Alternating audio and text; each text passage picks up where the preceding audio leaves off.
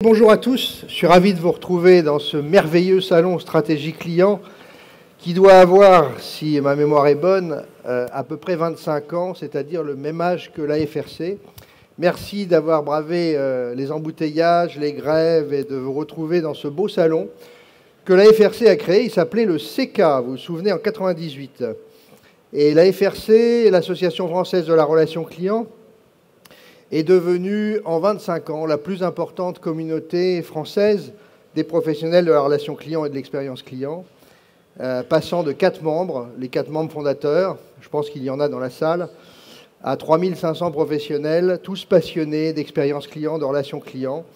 Et dans un contexte aussi difficile que 2023, 98 ça allait un petit peu mieux, que nous traversons, et après avoir connu aussi une pandémie qui a engendré énormément de difficultés pour les salariés en matière de recrutement.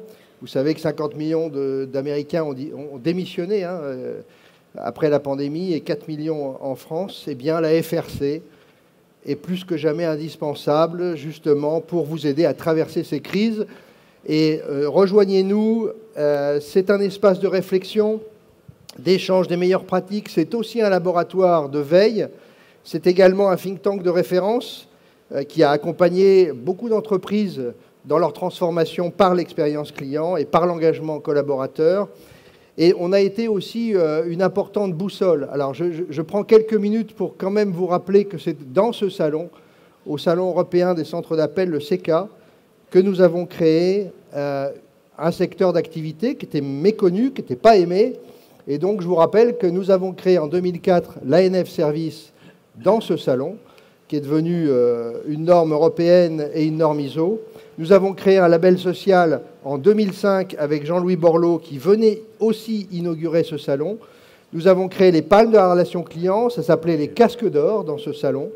Et je vous incite à candidater, les candidatures sont ouvertes pour récompenser les meilleurs en matière d'expérience client.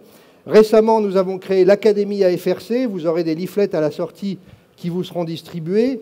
Venez nombreux, c'est pour vous le moyen de vous informer, de vous former avec des experts, des professionnels qui vont vous dérouler sur un certain nombre de sujets, des formations de très bonne qualité. Et puis le petit dernier comme boussole, c'est la marque de garantie Relation Client 100% France. On y tenait depuis très longtemps.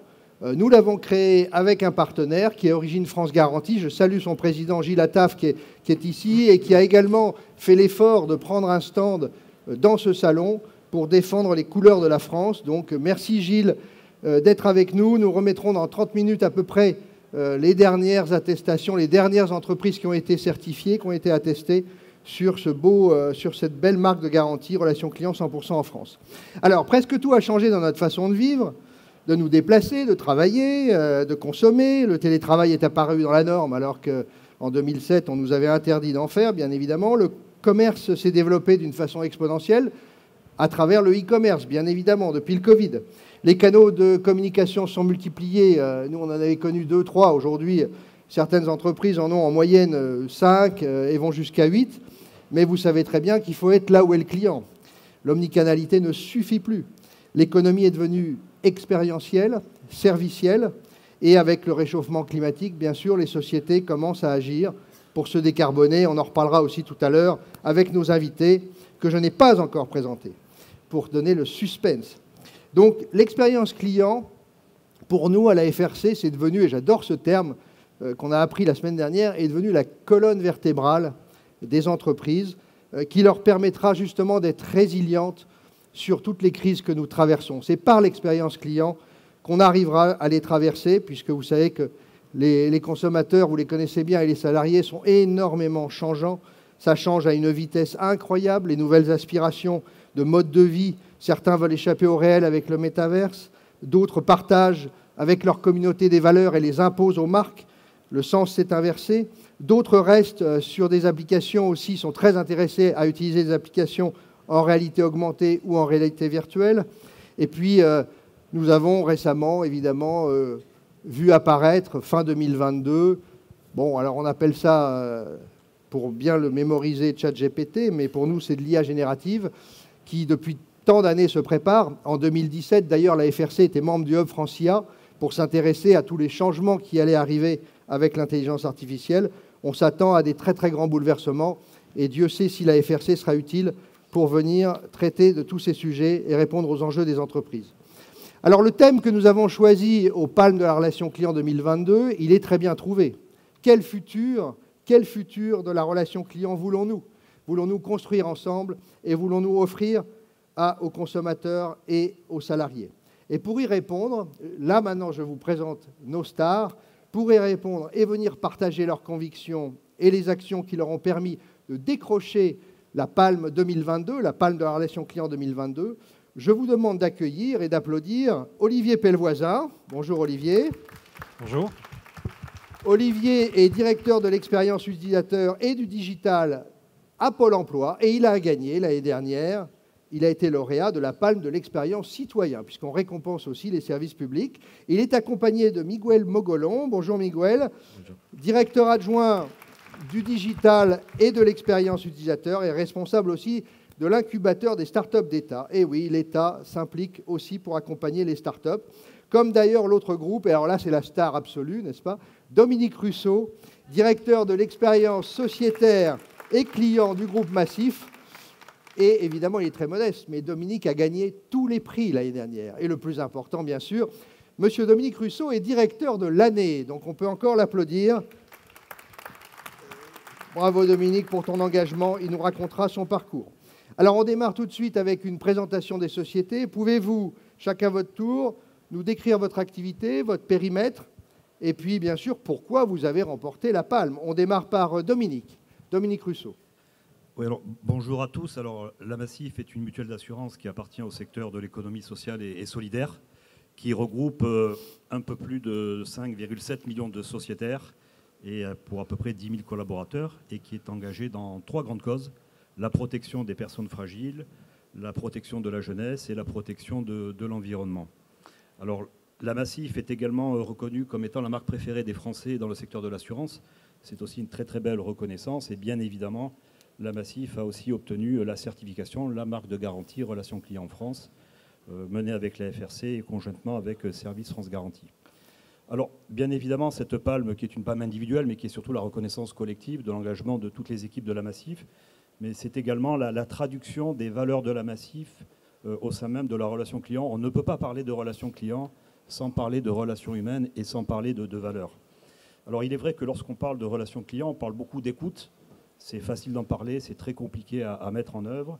Il faut vraiment tout faire pour finalement arriver à écouter sans filtre nos clients, nos sociétaires, et surtout ne pas céder à la facilité en cherchant à penser à leur place. Alors pour cela, il existe différents dispositifs d'écoute client que chacun connaît, hein, je ne vais pas m'y attarder. Ce qu'il faut arriver tout simplement dans nos modèles d'organisation et au quotidien, c'est trouver des éléments qui permettent de garder une connexion sans filtre et permanente avec nos clients, nos sociétaires et nos parties prenantes. C'est pour cela que la Massif, depuis quelques années, a mis en place un comité réclamation qui réunit toutes les semaines des sociétaires, des clients, et qui analyse même des réclamations d'autres clients. Et cette expérience, qui est plus une expérience, puisqu'elle vit dans le temps, elle est extrêmement intéressante, puisque déjà, ça nous enlève quelques certitudes par rapport à l'analyse technique des réclamations que l'on peut avoir, mais ça nous aide aussi, dans des proportions importantes, à améliorer nos contrats et nos services avec ce regard directement des clients. Donc premier élément, ne pas hésiter à donner la parole aux clients et à co-construire avec eux.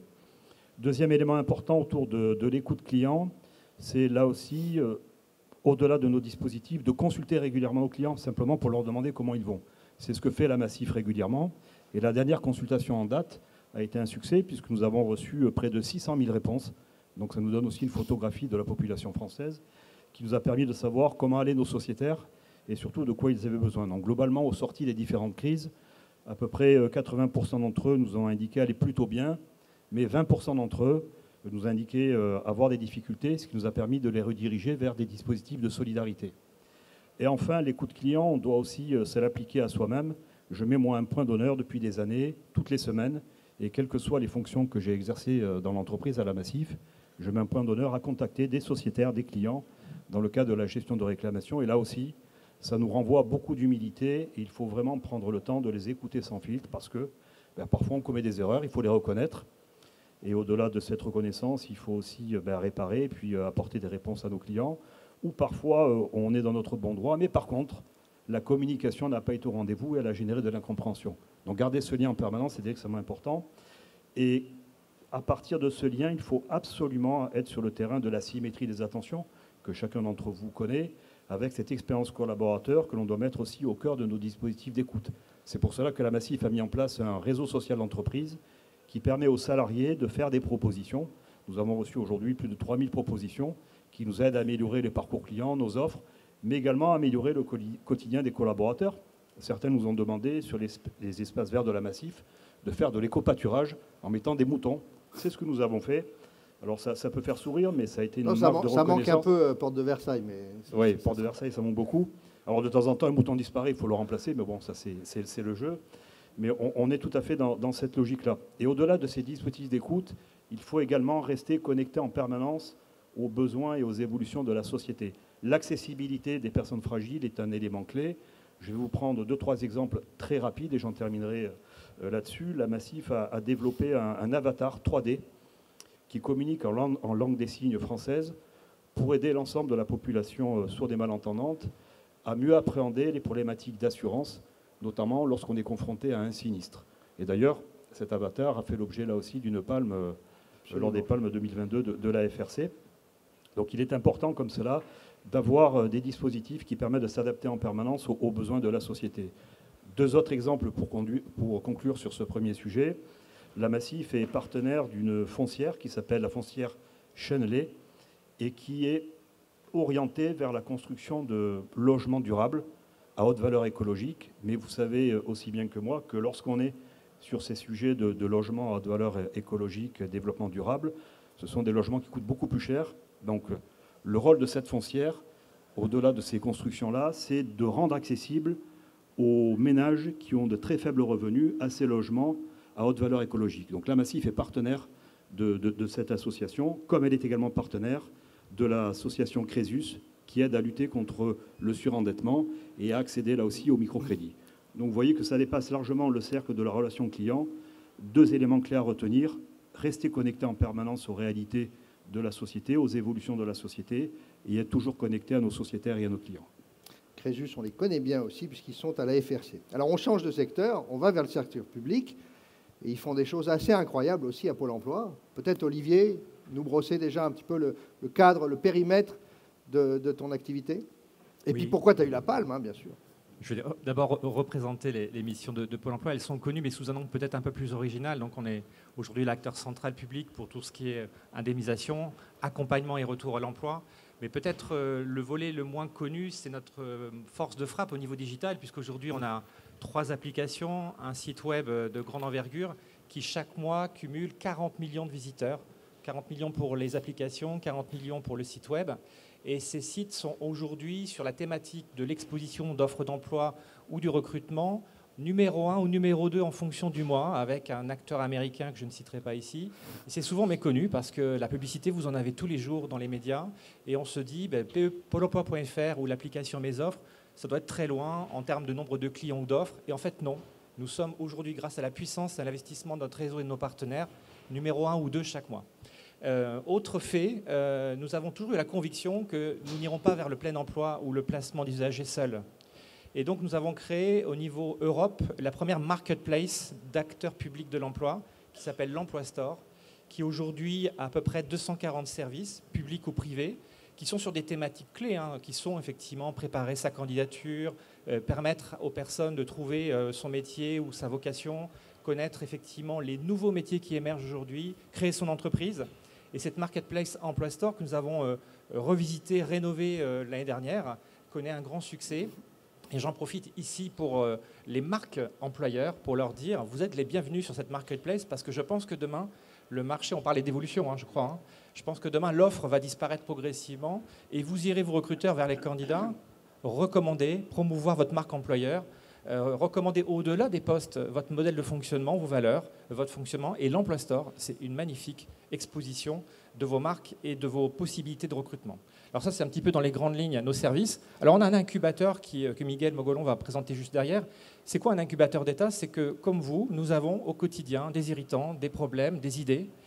Et nous ne les développons pas d'emblée sur un site qui va coûter des millions d'euros. Nous avons la conviction qu'il faut dérisquer, qu'il faut tester le produit, monter progressivement en investissement sur cette thématique pour rencontrer ou pas la valeur du service. Alors ça doit vous rassurer en tant que contribuable, c'est-à-dire qu'avant de lancer un nouveau service, on va d'abord tester qu'il existe bien une solution à travers notre idée. Le prix, pour revenir effectivement à ta question, le prix 2022, on a aussi eu le prix 2021. Eh oui, ils l'ont tous les ans. Si je peux me permettre, sur un autre sujet qui était la simplification du script d'inscription, qui est un acte important pour beaucoup de Français.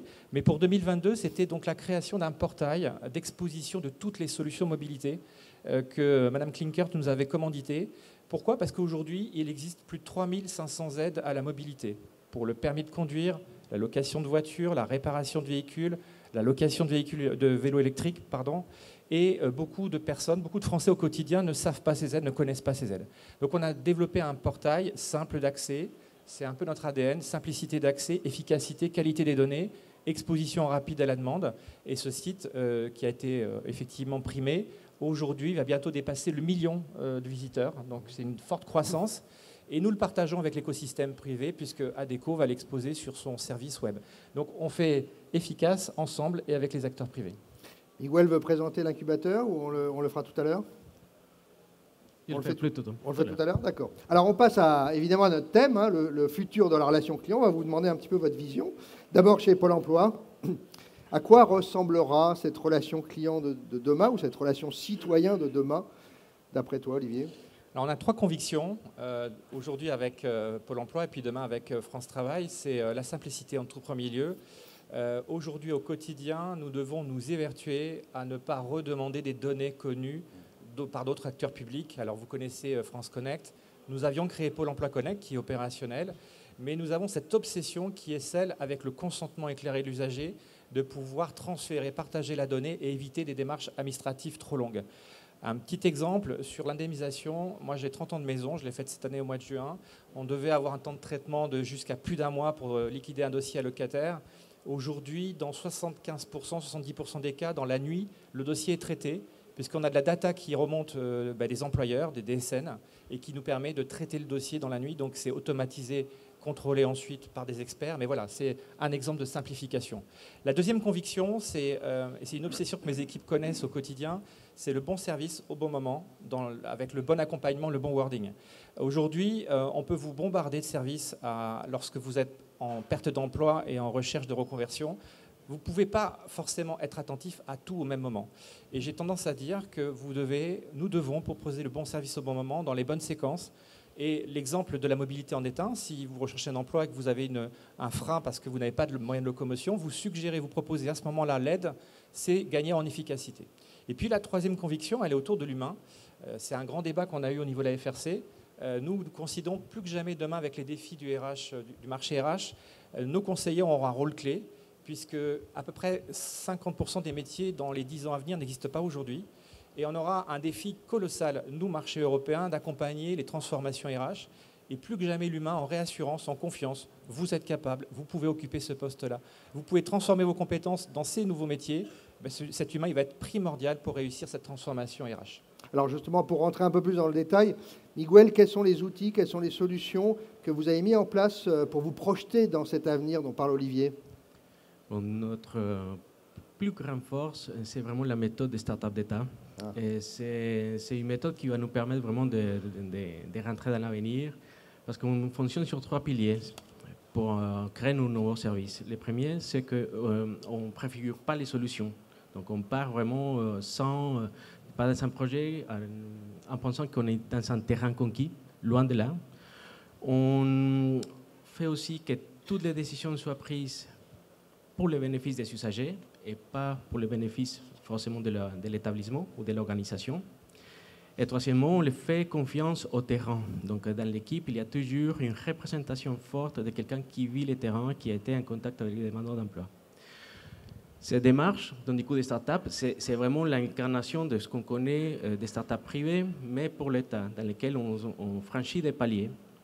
des paliers d'abord d'exploration d'irritants dans lesquels on va écouter les besoins, les personnes qui vivent cet irritant, et on va explorer des solutions au pluriel. Donc voilà, on ne part pas sur la première solution qu'on imagine, on fait émerger vraiment les solutions qui peuvent être pertinentes. Une fois qu'on valide cette opportunité, il y a un autre palier d'investissement qui se déclenche pour faire une expérimentation qu'on les fait sur le terrain avec les futurs usagers. Et là, on va valider donc, du coup, cette adéquation entre les problèmes et la solution.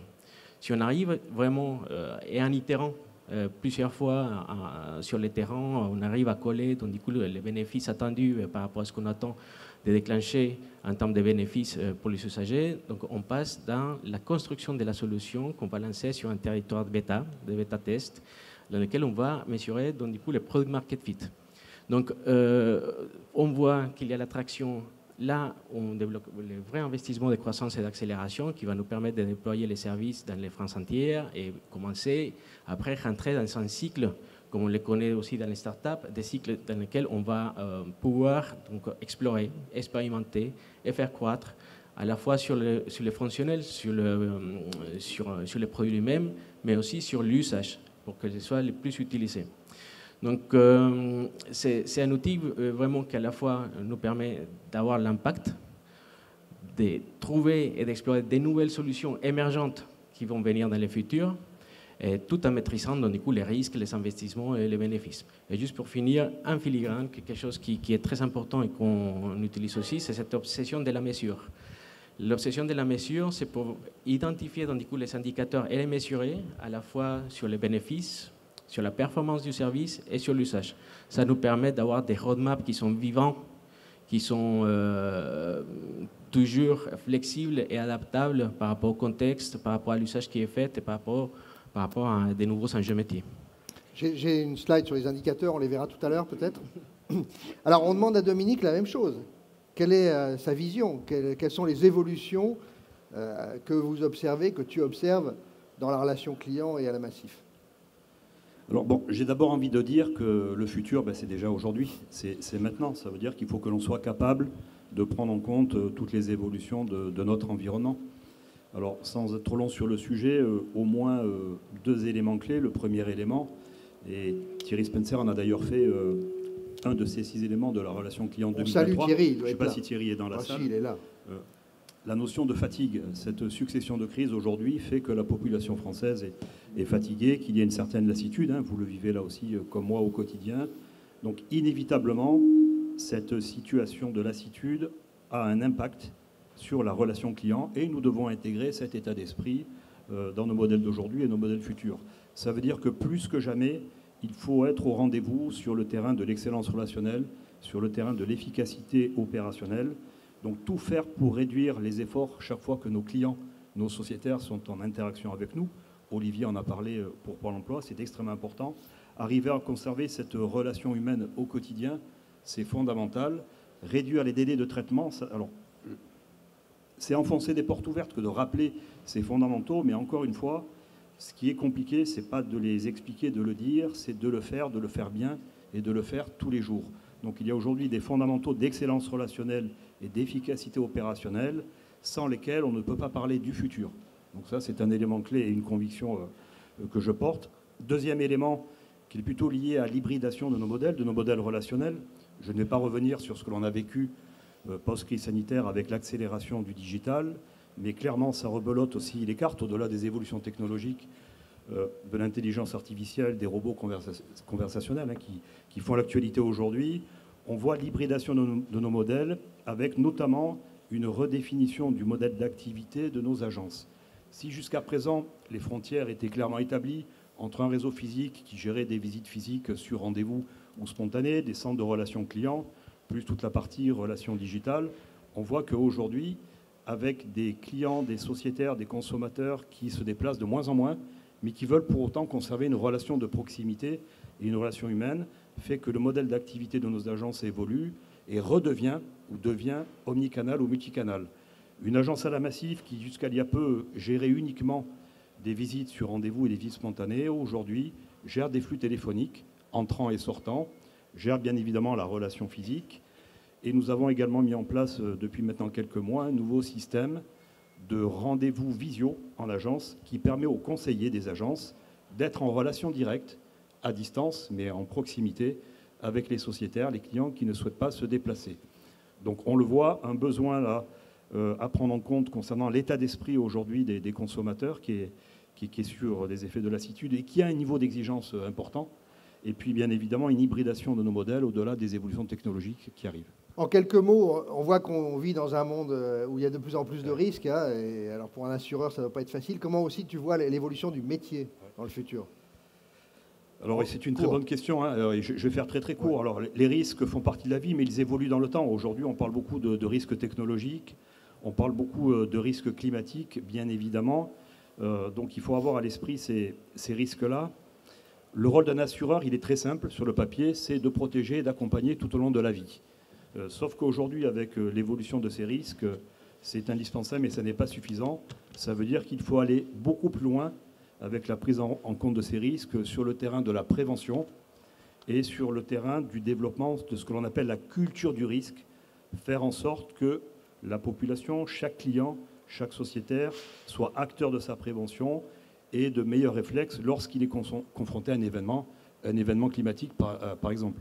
C'est pour cela que la Massif a mis en œuvre l'année dernière, je prends uniquement cette référence, plus de 3000 actions, 3000 ateliers pour permettre à ses clients et à ses sociétaires d'avoir une plus grande culture du risque, d'appréhender beaucoup mieux les situations auxquelles on est confronté aujourd'hui et où on n'est pas forcément habitué, notamment sur le terrain du climatique. Donc ce sont des enjeux qui élargissent finalement le périmètre d'activité des assureurs au-delà de son rôle d'assureur et d'assistance, avec cette notion d'accompagnement sur le terrain de la prévention et de la culture du risque.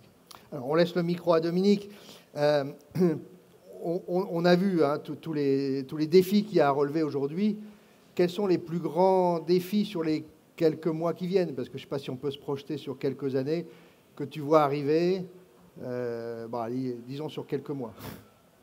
Oui, alors on parle de plus en plus, encore une fois c'est facile de parler, de relations clients durables et responsables. Donc bien évidemment, c'est un sujet cœur, c'est un sujet clé qui va nous occuper pendant quelques années. On peut rappeler qu'à la FRC, on vient de lancer une vaste étude en co-construction sur la... Nous aussi, je ne sais pas si vous coupez le micro. Voilà, nous aussi, on est concernés par ce sujet. Et donc, qu'est-ce qu'à notre niveau, notre secteur d'activité peut aussi mettre en place comme action? Donc on a lancé un très beau Vademecum pour donner des actions concrètes à réaliser sur la sobriété numérique et sur plein d'autres sujets. Et la Massif, tu es partenaire de cette étude. Oui, absolument. Et il faut rester connecté aussi à ces besoins. On le voit aujourd'hui, les consommateurs attendent des marques, alors qu'elles soient honnêtes, bien évidemment, mais surtout qu'elles s'engagent et qu'elles soient utiles pour la société. Donc cette utilité sociale, elle doit aussi se traduire dans leur relation client. On pourrait même considérer que l'entreprise doit devenir beaucoup plus qu'aujourd'hui ce fameux lieu de bien commun qui permet d'adresser tous les défis liés aux urgences sociales, sociétales, mais aussi écologiques. Alors Eric, tu fais référence effectivement à cette étude Relations clients durables, qui est importante parce qu'elle donne finalement un point de départ, non pas à une ambition avec une approche conceptuelle, mais cette étude qui sera dévoilée dans quelques jours a le mérite d'avoir identifié des bonnes pratiques dans différentes entreprises qui sont transposables dans bon nombre de domaines. Et c'est quelque part une démonstration par la preuve, là aussi, que l'on peut faire les choses simplement. Il ne suffit pas de savoir les faire, mais il faut démontrer que l'on est capable de les faire au quotidien. Et je terminerai également sur un enjeu important qui est complètement connecté à cette notion de relation client durable et responsable.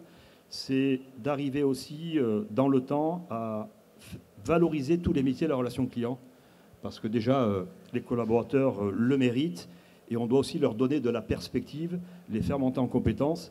C'est pour cela qu'il y a un deuxième sujet cœur au sein de la FRC, qui est le développement de ce que j'appelle une petite pépite, avec l'académie, la FRC Academy, qui va permettre d'aller sur ce terrain de l'évolution des compétences et de la valorisation des métiers de la relation client. Ça fait 25 ans qu'on se bat pour que ce métier soit reconnu à sa juste valeur, l'expérience client. Alors, quels sont les défis chez Pôle emploi? J'espère que je ne vous fais pas trop mal avec le micro, là. Quels sont les défis dans les années ou dans les mois qui viennent? Même question pour Olivier et pour Miguel. Nous avons le défi du plein emploi et puis de cette fluidité du marché de l'emploi. Je l'ai dit juste avant, on a une transformation du marché qui s'accélère avec des nouveaux métiers, des métiers qui sont impactés par les nouvelles technologies. Miguel y reviendra sur les défis que nous avons nous-mêmes à gérer au niveau de Pôle emploi. Et pour réussir ce défi, on se doit d'être encore plus proche des territoires et de nos partenaires, des entreprises, du secteur privé, pour promouvoir, accompagner cette transformation RH. Pour cela, nous avons des grandes convictions. La personnalisation de l'accompagnement sera primordiale. La réassurance, puisque aujourd'hui on doit passer d'un marché de l'emploi assez binaire, où on construisait son recrutement par transposition d'un profil qui était plutôt diplôme, expérience, et on avait un poste. Demain, on doit mettre à plat l'ensemble du portefeuille de compétences des parcours multi-acteurs et multi-employeurs et les rapprocher de ces nouveaux métiers. On a livré ce mois-ci un nouveau référentiel qui s'appelle Compétences 4.0, qui va accélérer cette transformation RH du marché français avec ce qu'on appelle les soft skills, les savoir-être ou les macro-compétences transférables dans lesquelles on pense que demain, on pourra construire cette fluidité. Donc un défi de fluidité, un défi d'efficacité, et puis un défi aussi de se dire que chacun des emplois aujourd'hui que nous accompagnons est employable. Ça a été repris dans la presse récemment, notre directeur général l'a redit. Le plein emploi, ça passe aussi par être dans le quotidien, capable d'accompagner chacun d'entre nous et d'être en situation de lui proposer un parcours de formation et de qualification. Donc un défi de plein emploi, de fluidité et au final, effectivement, d'avoir pour le marché français une compétitivité européenne qui est importante pour notre territoire. On va forcément être impacté par l'IA générative dans tous les secteurs d'activité. Donc ça va être des sacrés défis aussi pour Pôle emploi. Exactement. Nous sommes nous-mêmes dans une phase de test de ces technologies, non pas pour remplacer le conseiller, mais pour l'augmenter, c'est-à-dire lui donner une capacité de conseil en temps réel, de pouvoir digérer un très grand nombre d'informations, de complexité des dossiers.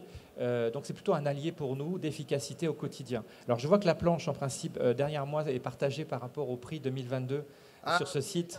Elle est arrivée, mais c'est juste pour vous montrer un petit peu nos méthodes de pilotage. Miguel a indiqué, nous, la valeur, c'est essentiel. Donc, on a des capteurs qui sont disponibles au grand public et qui nous permettent en temps réel de voir l'acquisition de références, de pouvoir suivre la consommation, l'engagement des usagers, la satisfaction. Un acteur public qui a un NPS, ça va peut-être vous surprendre, mais nous, c'est important.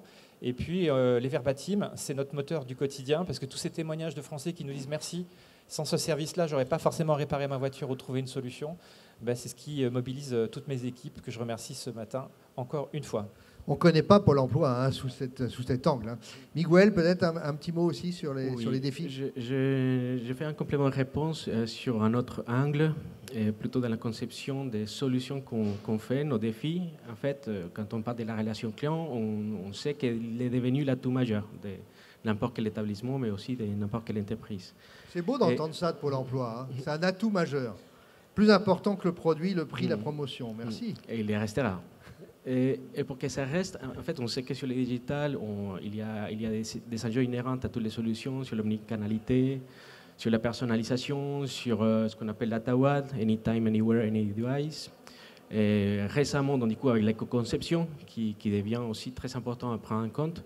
Mais ces enjeux, pour moi, ça reste. Mais ce qui va changer, et c'est notre défi, c'est plutôt de comment, avec l'évolution des technologies, on pourra répondre à ces enjeux. Donc, comment est-ce qu'on peut pouvoir aller plus loin sur les réponses qu'on donne pour accomplir ce type d'enjeux? À titre d'exemple, j'ai parlé tout à l'heure de la méthode, c'est-à-dire d'avoir une méthode qui permet à chaque fois d'introduire ces nouvelles technologies pour voir s'il y a une réponse plus favorable. On voit que sur la personnalisation, avec l'intelligence artificielle, on peut aller sur les comportements, on peut aller sur l'analyse des feedbacks utilisateurs, de voir comment la personne se comporte face à nos services. Dans une relation, il y a la tête, mais il y a toujours le cœur. Donc voilà, c'est cette analyse du cœur de la relation que l'intelligence artificielle va pouvoir nous permettre, donc, du coup, de faire des adaptations. Et aussi, vous savez bien, ChatGPT vient disrupter fortement de la façon qu'on va, nous, interagir à la fois avec la recherche de l'information, mais aussi sur comment on va délivrer l'information. Qu'est-ce que ça nous interroge, nous, à la fois, au moment de faire la conception d'une interface, comment est-ce qu'on va vouloir que la personne interagisse avec nos moteurs de recherche, avec nos interfaces conversationnelles. Et voilà, je crois que c'est vraiment le défi du moment, c'est pouvoir nous adapter à ça. On va beaucoup en parler, je passe, de cette IA générative, quels que soient les canaux ou les interactions, même sur de l'image ou sur du son. Vous êtes inquiet ou pas? Je ne sais pas, Olivier, Dominique, pour terminer, Moi, je peux commencer parce que sur l'IA générative, on y travaille sur des cas d'usage. Donc non, si on maîtrise avec l'éthique, parce qu'il y a un sujet aussi que cette IA générative se capte sur la bonne donnée, si elle est en complément et à l'appui du conseiller, c'est génial. Par contre, si on en fait inversement une captation sur de la mauvaise donnée et isolée, ça peut devenir n'importe quoi. Mais c'est vrai que cette technologie, moi, je vois plutôt comme un appui au conseiller, si elle est bien sécurisée, si son éthique est bonne. Et là-dessus, nous, on y travaille avec les numéros 1 du sujet, avec des cas d'usage qu'on va tester. Les numéros 1 du sujet, si possible français. Hein. On va revenir un petit peu à la France et à sa souveraineté, mais il y a des solutions aussi en France. Hein. Il y a Bloom. Alors évidemment, ils n'ont pas la puissance de calcul des Américains, mais soyons souverains. Non, pour conclure, pas d'inquiétude, mais plutôt une opportunité. Alors bien évidemment, les problèmes d'éthique. En fait, la gestion de nos données doit nous permettre de nous positionner comme étant un vrai tiers de confiance. Donc ça, c'est important. Ça veut dire que la relation de confiance est la base de tout. Et ces évolutions technologiques n'auront de sens que si vraiment elles servent la relation humaine, mais surtout qu'elles ne la remplacent pas. Ça, c'est la limite vraiment que je fixe, qui est la ligne rouge à ne pas franchir. Dominique, il n'est jamais inquiet, il est toujours positif. On les applaudit tous les trois, malgré tous les risques, malgré tous les bouleversements qui arrivent. On reste positif. Merci Dominique Russo pour la Massif. Merci Olivier Pellevoisin pour Pôle emploi. Et merci Miguel aussi Mogolan pour Pôle emploi également. On va tout de suite accueillir Gilles Attaf, le président d'Origine France Garantie, qui va me rejoindre sur scène pour pouvoir remettre la marque de garantie. Je garde celui-là quand même, voilà. On va remettre la marque de garantie à 7 entreprises qui ont été couronnées cette année, et c'est merveilleux de pouvoir le faire sur ce salon. Gilles, si tu veux bien prendre un micro, tu dois en avoir un derrière. Alors, je vous rappelle simplement que nous avons créé cette double marque, AFRC 100%, relation client en France, et également la relation avec Service France Garantie, qui est une marque beaucoup plus connue que la FRC, hein, Origine France Garantie pour les produits, Service France Garantie pour les services. Mais si, il est modeste. Et on adore le bleu, blanc, rouge. On vous invite d'ailleurs à aller dans un salon qui se tient ici, qui est le Made in France, qui est extraordinaire. Il y a 100 000 visiteurs par an. Cette marque de garantie relation client, on l'a faite il y a 2 ans, on l'a créée ensemble il y a 2 ans pour valoriser les entreprises qui s'impliquent sur les territoires et qui créent de l'emploi sur les territoires, qui, comme la Massif d'ailleurs l'a rappelé tout à l'heure, non seulement sont là pour intégrer des populations issues de la diversité ou issues du handicap ou de tout un tas d'autres changements, mais aussi pour dire que la France a besoin aujourd'hui d'avoir une force vive. Tu as créé les forces vives de l'industrie pour pouvoir réindustrialiser, les forces françaises de l'industrie, pour pouvoir réindustrialiser aussi bien l'industrie que les services. On est tous ensemble dans le même combat. Donc on est ravis d'avoir pu faire ensemble ces 2 logos et d'avoir créé cette marque de garantie. Nous, on est très très fiers d'avoir créé cette marque ensemble. On va appeler ça une marque parce que je trouve que c'est très important pour nous. Moi, je trouve que la relation client, c'est essentiel. Je te l'ai dit la semaine dernière. Pour nous, c'est très important. C'est comme je te le disais, une colonne vertébrale, et je te remercie d'avoir pris ce terme parce que ça me semble important. C'est une bataille culturelle. Tout le monde doit être focus derrière ce sujet qui est une cause nationale. C'est à la fois d'avoir du service en France, l'industrie, et tout le monde doit être au service de cette cause nationale. En fait, moi, je suis très content et très fier de cette certification AFRC Relation 100% client parce que la semaine dernière, tu me disais que vous étiez des experts en empathie. Et j'ai trouvé ça absolument génial. Et pour nous, c'est très important. Voilà, vous êtes tous des experts en empathie et je trouve ça absolument génial. Puis en plus, ça te ressemble bien. Et c'est important pour nous parce qu'on a besoin de retrouver de l'apaisement. On a besoin de retrouver aussi, je dirais, une cohésion sociale. Et la cohésion sociale, ça passera vraiment par tout le monde. Et tout le monde doit être focus sur ce sujet. Il faut qu'on se retrouve. En plus, aujourd'hui, c'est une journée un peu particulière. Donc, je suis ravi qu'on soit associés sur ces projets, à la fois sur le fait que travailler dans les territoires, de produire dans les territoires, d'apporter du service dans les territoires, ça va régénérer et réirriguer notre pays qui en a bien besoin. Donc merci encore à la FRC d'avoir accepté de faire cette certification avec Origine France Garantie. Je vous rappelle juste qu'Origine France Garantie, ça a 10 ans, rapidement, qu'à l'origine, on certifiait des produits. Il y a 2 ans, on a créé le service France Garantie et maintenant, on a ce nouveau service client avec la FRC dont on est très fiers. Et Dieu sait s'il y a des produits qui sont certifiés. Alors, Gilles ne le dit pas, il est modeste, mais il s'est pas mal énervé pour les JO 2024, puisque la mascotte des JO était fabriquée en Chine. Alors évidemment, il a piqué un coup de gueule sur les réseaux sociaux, auprès des ministres, etc. Et aujourd'hui, elle revient. Alors aujourd'hui, oui, on a mobilisé tout notre écosystème autour d'Origine France Garantie pour créer une contre-mascotte qui va s'appeler Cocorifeux, qui sera la mascotte de la Renaissance industrielle, le coq de la Renaissance industrielle. Donc on va lancer sur Ulule d'ici une quinzaine de jours. Donc je vous recommande d'aller acheter une mascotte qui sera, elle, 100% fabriquée en France, puisqu'elle sera certifiée Origine France Garantie. Parce qu'effectivement, dans une période où on nous dit qu'il faut réindustrialiser la France, il faut redonner de l'emploi dans les territoires, c'est quand même un peu dommage qu'un symbole aussi fort que la mascotte des JO soit fabriquée à 80% en Chine. Alors quand on a démarré cette marque de garantie, on pensait qu'on aurait une dizaine d'entreprises qui s'intégreraient sur cette nouvelle certification. Et en fait, on est à 60 aujourd'hui. On en a 26, 27 qui sont certifiés. On a un succès fou. On n'y croyait pas du tout. EDF, Sanofi, Massif, Maïf, dont on vient de parler, et il y en a plein d'autres. Et là, on va remettre justement le prix à 7 entreprises. Je vais les appeler sur scène. On va les remettre ensemble, si tu veux bien. Avec et on va leur laisser la parole. Donc, j'appelle Aphone à monter sur scène. Fouad Oumar, s'il est là. DHL, Xavier Cornillot, Gaz de Bordeaux, Sébastien Parent. Alors, ils ont peut-être eu des problèmes de transport, mais venez nous rejoindre sur scène. Sébastien Parent, Laura Giry. Pour Groupama, Sabrina Lini. Vous voyez toutes ces marques incroyables. Keolis, Fabienne Jousny. Gaël Ergo également. Venez sur scène, on va vous laisser un micro. Socram Bank, Isabelle Jalibert. STGS, je ne sais pas si vous les connaissez, mais vous voyez maintenant ces doubles marques sur toutes leurs voitures. Donc avec Isabelle Jalibert de Socram Bank, STGS, Xavier Sobaner et Union d'experts, si vous êtes là également, Diane Sarna. Voilà, alors je ne sais pas si tout le monde est arrivé.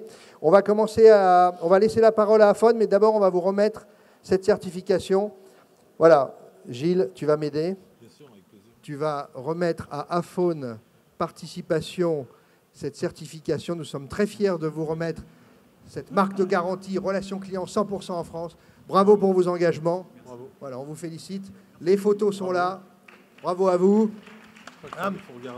Vous regardez les photos, la caméra. Et pourquoi cet engagement? Un petit mot. Qui parle?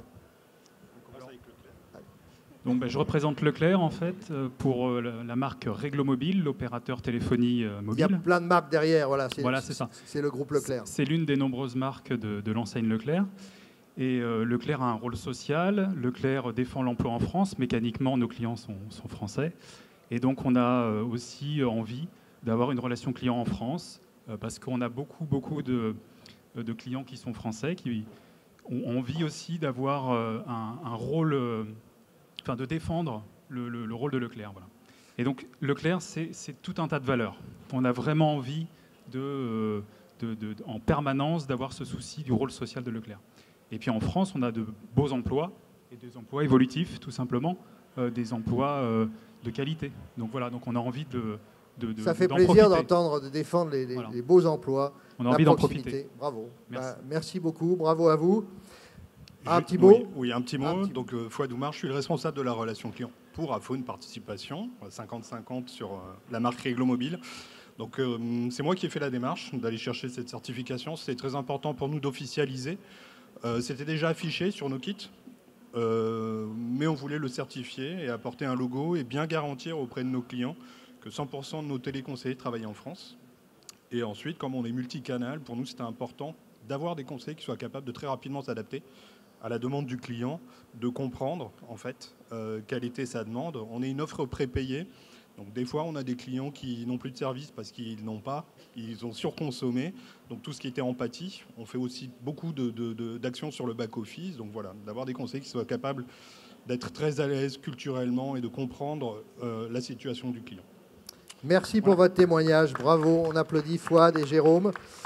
On passe la parole à une marque étrangère, mais qui... c'est DHL ? Exact. Eh oui, une marque allemande. C'est ça. C'est ça. Hein. Xavier Cornillot, directeur relations clients de DHL. Merci en tous les cas pour votre engagement. Et on vous remet cette marque de garantie 100% relations clients en France. Voilà la photo. Merci beaucoup. Un petit mot pour préciser cet engagement. Oui, écoutez, bonjour à tous. Alors effectivement, on a une marque étrangère, mais DHL en France, c'est plus de 4000 salariés. Et c'est aussi un centre de service client avec 300 conseillers. Donc on a 2 grands plateaux, un au Bourget et puis un à Lyon. Donc c'est un engagement fort de DHL en fait d'avoir un service client complètement internalisé. Ça, on a ça dans tous les pays dans le monde. Donc c'est une vraie stratégie derrière ça. Et l'ambition, bien évidemment, de DHL, c'est d'être au plus proche de ses clients et puis de comprendre leur réalité sociétale, économique. Et donc c'est pour ça qu'on est très très attaché à avoir notre service client avec des conseillers DHL basés en France. Donc voilà, merci à vous. Alors moi, je voulais vous remercier parce que nous, on préfère des entreprises étrangères qui créent de l'emploi en France plutôt que des entreprises françaises qui font de l'emploi à l'étranger. Donc, nous, ce qui nous intéresse, encore une fois, ça me plaît beaucoup. Donc, je voulais vous remercier. Non, et en plus, on est, je dirais juste pour tout le monde, on est toujours à la recherche de nouveaux conseillers. On embauche à peu près 50 conseillers. Pôle emploi, ça recrute. Donc, oui, effectivement. Donc, on travaille, on essaie de travailler avec Pôle emploi. Mais c'est pas simple. Hein. Moi, mon premier enjeu cette année, c'est vraiment le recrutement. Et on a 50 conseillers à recruter chaque année. D'où l'importance de cette marque de garantie, parce qu'on parlait de marque employeur. Les salariés vont venir de façon plus simple et plus fluide chez vous. Hein. C'est ça. Et puis aussi, c'est aussi pour nous, très clairement, un moyen de se démarquer de nos concurrents qui, eux, n'ont pas de service client, en France. Exactement, c'est ce que demandent les Français. Exact. Merci Xavier de DHL, on l'applaudit. On passe la parole à Gaz de Bordeaux, s'ils sont là. Eh oui, ils sont venus, et pourtant, il n'y avait pas de train. Merci. Alors, qui est là? Sébastien Parent? Eh bien, oui. Voilà. Bon, alors, bravo en tous les cas. On vous remet cette marque de garantie, 100% France, la photo. Merci beaucoup. Une petite réaction? Ça va, Bordeaux? Il y a eu un petit problème sur la porte de l'hôtel de ville, mais sinon tout va bien. Il y a quelques grillades qui ont été effectuées, mais tout se passe bien. Oui, Laura n'a pas pu venir, par contre. Voilà. Laura, qui est une de nos conseillères qui devait venir avec nous. Une conseillère qui devait venir, c'est bien. Voilà. Et parce que pour nous, cette marque, c'est 2 choses. C'est avant tout une promesse pour nos clients. Nous, on est fournisseur d'énergie. Alors, on est basé à Bordeaux, mais on est partout en France.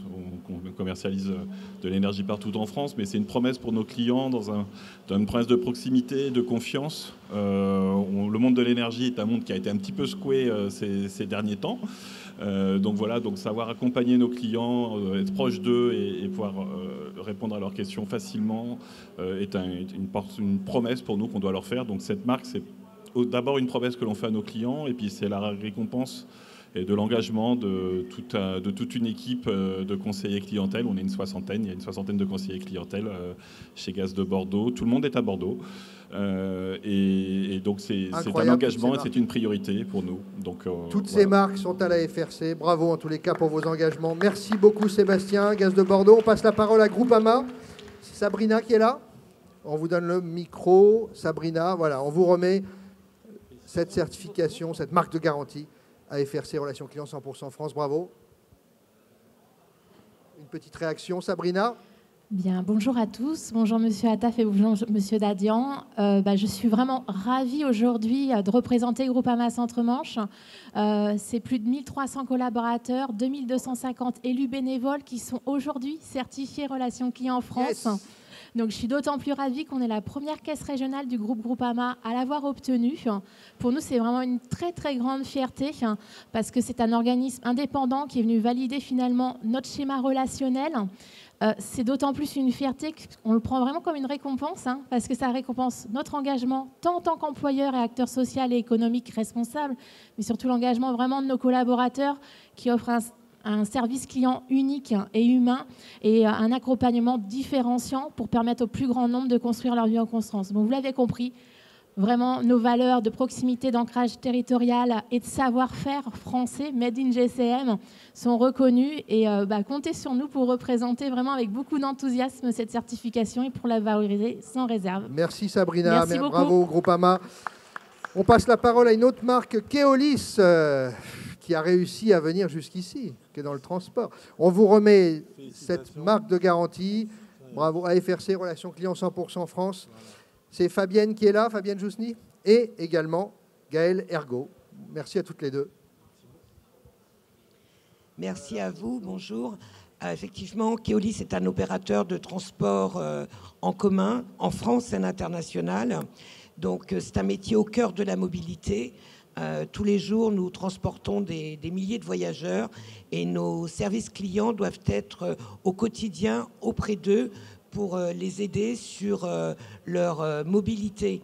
Donc nos centres de services clients sont à leur disposition pour répondre à toutes leurs questions, mais aussi pour les aiguiller. Comme on voit aujourd'hui, nous sommes une entreprise industrielle de services et nous devons gérer certains jours des aléas d'exploitation, de maintenance, de travaux, de manifestations. Très peu. Et donc, très peu de travaux en ce moment à Paris, très peu. Nos services clients sont sur le pont tous les jours pour justement être auprès du client voyageur et lui apporter tous les renseignements et les informations dont il a besoin.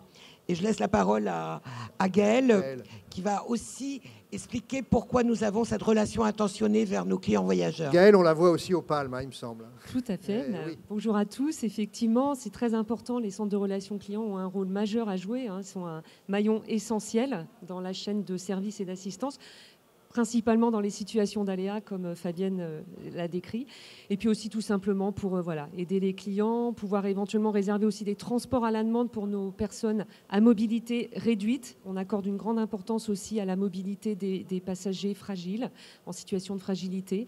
Et voilà, donc pour nous, ça faisait complètement sens, cette démarche, et surtout par rapport aussi à l'importance qu'on accorde à l'ancrage territorial, et puis aussi effectivement à la vitalité des bassins de l'emploi dans les territoires dans lesquels nous opérons. Donc, vive la France, voilà, on merveilleux. est particulièrement fiers. Merci beaucoup. Merci, bravo encore à Keolis. On va s'emprêcher de rentrer dans les bus et dans les moyens de transport fournis par Keolis. Et Socram Bank, on change de secteur. Vous êtes dans un groupe qui est connu, je crois, qui a parlé tout à l'heure. Bravo, donc c'est Isabelle Jalibert qu'on accueille. Félicitations.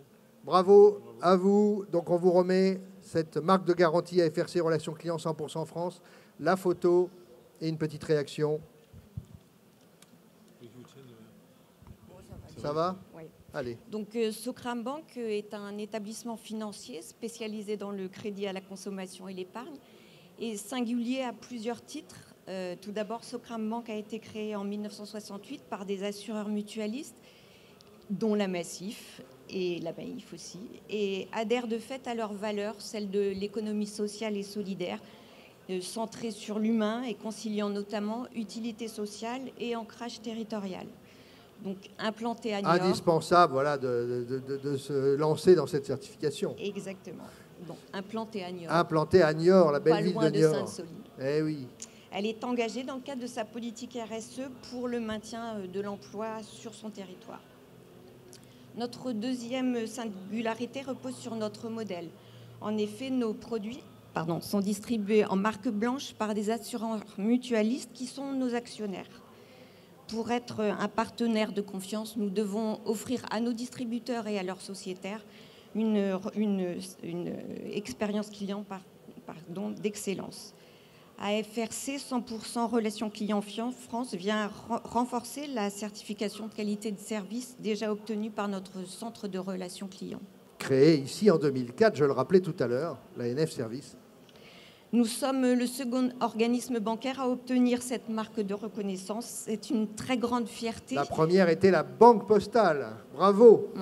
Une très grande fierté, une belle reconnaissance pour l'entreprise et pour toutes les équipes qui œuvrent au quotidien pour une qualité de service et de proximité avec nos sociétaires. Merci Isabelle, bravo, on vous applaudit.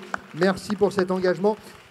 Alors on passe maintenant encore à un autre secteur, c'est STGS ou c'est Union d'experts. STGS n'a pas pu venir à cause, voilà, exactement, à cause du transport. On le sait un peu au dernier moment, mais bravo pour Union d'experts. Donc c'est Diane Sarnin, directrice des opérations à distance et de la gestion des flux. Alors, on vous remet donc cette certification. Je l'appelle certification, mais c'est en fait une marque de garantie à FRC Relations Clients 100% France. La photo. Merci et vous aurez le dernier mot en réaction. Merci beaucoup. Alors, Union d'experts est un groupe d'experts après sinistre. On intervient pour les compagnies d'assurance et les mutuelles. Et on intervient à un moment très compliqué au niveau de la vie du sociétaire ou de l'assuré, c'est-à-dire quand il a eu un sinistre. Alors la relation client, elle est très importante pour nous. Il faut qu'on soit proche, il faut qu'on soit transparent et il faut que nos sociétaires ou nos clients ne soient pas que des numéros. Donc on accorde beaucoup d'importance.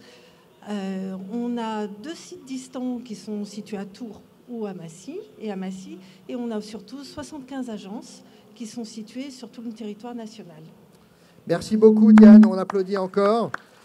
Merci à tous d'être restés jusqu'au bout. Il y avait une question, mais j'ai la réponse. Comment pourrions-nous suivre les changements de comportement dans le monde B2B, dans le monde industriel? Adhérer à la FRC, on a des ateliers dédiés au B2B, vous l'aurez compris. Merci à tous d'avoir participé à cette plénière d'ouverture. J'espère que les témoignages de nos 3 invités vous ont plu, et merci Gilles Attaf, qu'on retrouve tout de suite sur le stand Origine France Garantie pour, je pense. Allez, merci à tous, bon salon et à très bientôt. Partagez cette passion de l'expérience client. Merci à tous.